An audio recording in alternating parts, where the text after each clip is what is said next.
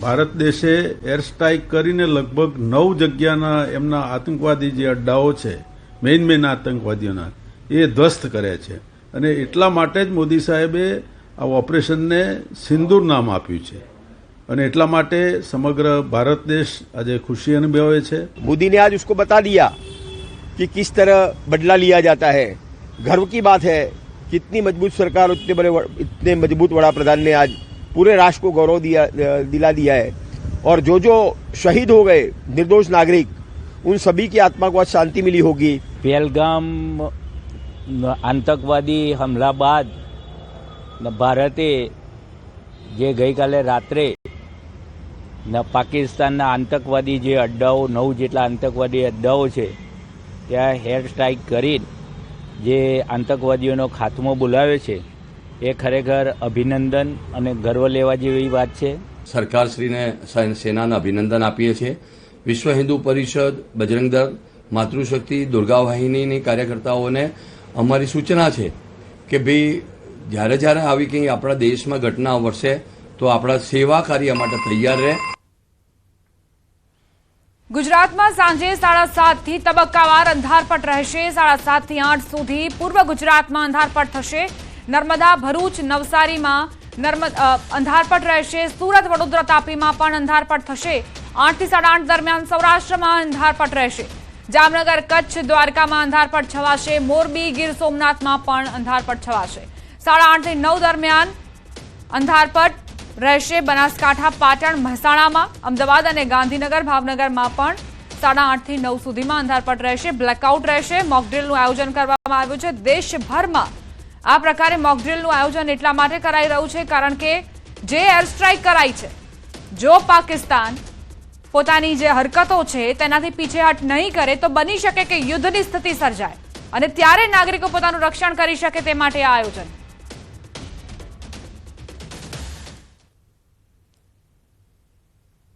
ભારતે પાકિસ્તાનને જડબાતોડ જવાબ આપ્યો। રક્ષા વિશેષજ્ઞ मनन भट्टનું નિવેદન। ભારતે લેટેસ્ટ ટેકનોલોજીનો ઉપયોગ કર્યો। હુમલા પહેલાના અને હુમલા બાદના દ્રશ્યો પણ સામે આવ્યા। પાકિસ્તાન સાથે આપણા દેશની સબૂત ગેંગને પણ જવાબ મળ્યો છે। સિવિલિયન ટાર્ગેટને લક્ષ્ય નથી બનાવ્યું, એ સૌથી મોટી વાત એ છે। અને બીજી વાત એ વાર આવી છે કે લોઇટરિંગ મ્યુનિશન જોવા મળ્યું છે જેના દ્વારા હુમલો થયો છે। એનો અર્થ એમ કે ભારતે ડ્રોન, લેટેસ્ટમાં લેટેસ્ટ ટેકનોલોજી ડ્રોન છે, ડ્રોનનો ઉપયોગ, અનમેન્ડ એરક્રાફ્ટનો ઉપયોગ કર્યો છે, મિસાઇલોનો ઉપયોગ કર્યો છે અને વિડીયોઝ, ફોટોગ્રાફ્સ, બિફોર અને આફ્ટરના વિડીયોઝ આ બધું જ વિશ્વ સમક્ષ મૂક્યું છે। મોરબીની પ્રજામાં સિંદૂર ઓપરેશનથી ખુશીનો માહોલ। મોરબીના જુદા જુદા હિન્દુ સંગઠનો દ્વારા ઉજવણી કરાઈ। મોરબીની પ્રજા અને વેપારીઓએ સેનાની કાર્યવાહીને બિરદાવી છે। ભારતીય સેના દ્વારા મોડી રાત્રિના ઓપરેશન સિંદૂર પાર પાડવામાં આવ્યું છે। અનેક આતંકીઓને ઠાર પાડી દેવામાં આવ્યા છે। ત્યારે મોરબીના લોકો આપણી સાથે જોડાયા છે। કઈ પ્રકારની તેમાં उत्साह છે આપણે જાણીએ। શું નામ છે તમારું અને જે ઓપરેશન સિંદૂર બાબતે શું કહેશો? જગદીશભાઈ બામણિયા અને સામાજિક કાર્યકર મારું નામ છે। જે અત્યારે ઓપરેશન થવા જઈ રહ્યું છે એ બરાબર થઈ રહ્યું છે કારણ કે આ પાકિસ્તાન વાળા લોકો આપણી મુખમાં રામ ને બગલમાં છોરી એવી જ વાતો કરતા હોય છે।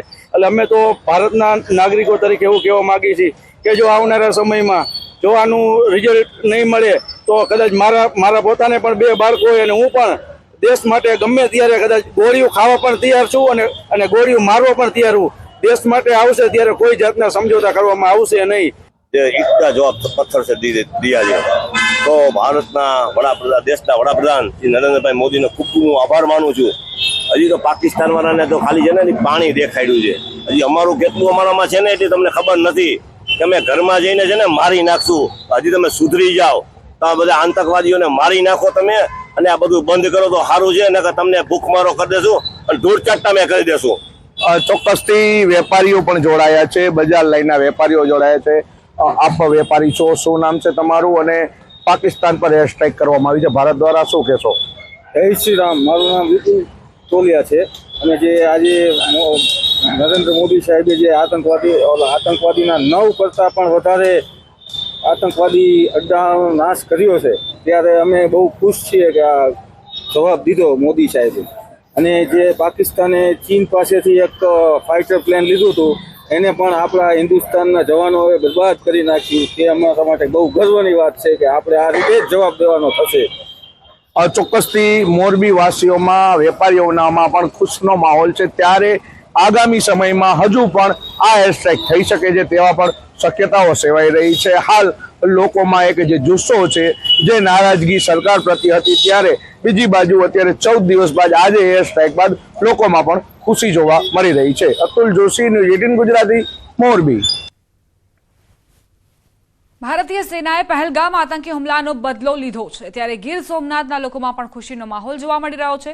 સાંભળો લોકો શું કહી રહ્યા છે.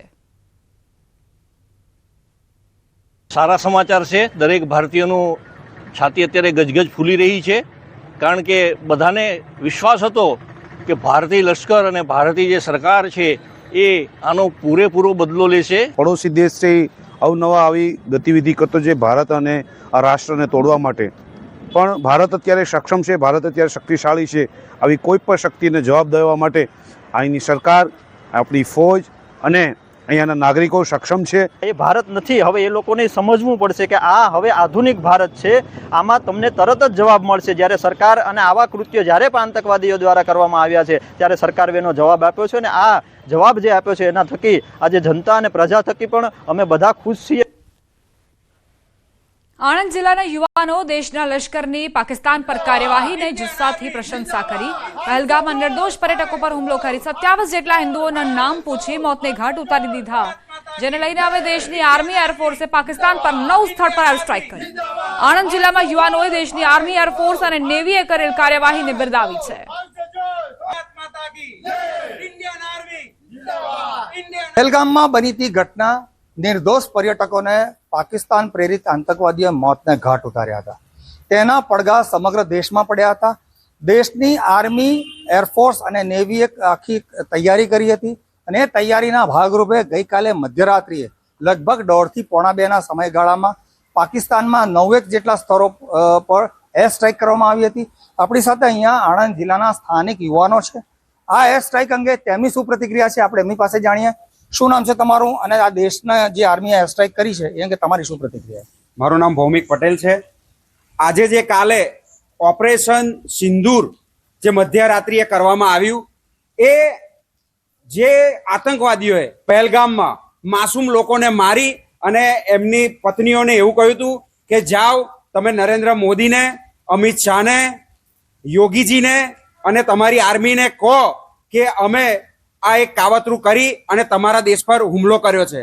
આજે મધ્યરાત્રિએ ઓપરેશન સિંદૂર કરી અને આપણી ઇન્ડિયન આર્મીએ, નેવીએ અને એરફોર્સે આજે સાબિત કરી દીધું છે કે ભારતના કોઈ પણ મહિલા હોય, એમના પતિ હોય, એમની ઉપર જે હુમલો કરી અને એમનું સિંદૂર મીટાવવાનો જે પ્રયત્ન કર્યો હતો, આજે ઓપરેશન સિંદૂરથી એનો ભવ્ય રીતે, એક આક્રમિક રીતે અડધી રાત્રે, મધ્યરાત્રે જવાબ આપી અને 9 જગ્યાએ આ લોકોને ઢેર કરી નાખ્યા છે.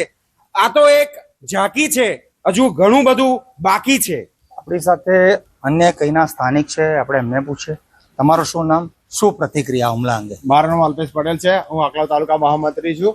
અને જે મોદી સાહેબે આ સિંદૂર રીતે આપ્યું છે, અને એમાં જે પાકિસ્તાનને કહેવાનું કે આ તો ટેલર છે, પિક્ચર તો બી બાકી છે. ભારત માતા કી જય. તો અહીંયા જે સ્થાનિકો છે એમનામાં એક ખૂબ અનેરો જુસ્સો છે, ઉત્સાહ છે. ઓપરેશન સિંદૂરને તેઓ ખૂબ પ્રશંસા કરે છે અને તેમનું કહેવું છે કે અભી તો ये झांकी है, सारी वॉर बाकी है. जनक जागीरदार, न्यूज़ 18 ગુજરાતી, આંકલાવ. ભારતે આતંકી હુમલાનો પાકિસ્તાનને જવાબ આપ્યો. લોકોએ કહ્યું અમે ભારતીય સેનાની સાથે છીએ. સાંભળો કચ્છના લોકો શું કહી રહ્યા છે. હિન્દુસ્તાનના પહેલગામમાં જે પ્રવાસી, નિર્દોષ પ્રવાસીઓ ઉપર જે આતંકીઓ હુમલો કર્યો છે એ બહુ જ નિંદનીય હતો. એના જવાબરૂપે આપણે એના ઉપર જરૂર બદલો લેવો જ જોઈએ એવી આપણે સમગ્ર દેશના દેશવાસીઓની, આપણે 140 કરોડની પબ્લિકની માંગણી હતી. એના અનુસંધાને આપણે એરફોર્સ વાળા રાત્રે જે 3 વાગે જે એ લોકોના આતંકીઓ અડ્ડા ઉપર હુમલો કર્યો છે એ બહુ પ્રશંસનીય કાર્ય છે. પાકિસ્તાનના 9 જગ્યા ઉપર હુમલો કર્યો છે, હવાઈ હુમલો કર્યો છે, એ બહુ પ્રશંસનીય કાર્ય છે. અને એક નાગરિક તરીકે આપણે ગૌરવ લઈએ છીએ અને જે પણ સરકાર આગળ પણ કડા ફેસલા લેશે એના સાથે નાગરિક તરીકે આપણે સૌ સાથે રહીએ. રાતના પણ 9 જગ્યાએ કર્યો છે અને લગભગ જે આ લોકોના અડ્ડાઓ છે જે આતંકવાદીઓના એને નષ્ટ કર્યા છે એવા સમાચાર સાંભળ્યા. બહુ જ સરાહનીય કામ કર્યું છે. આવો એટેક સતત ચાલુ રાખી અને પાકિસ્તાન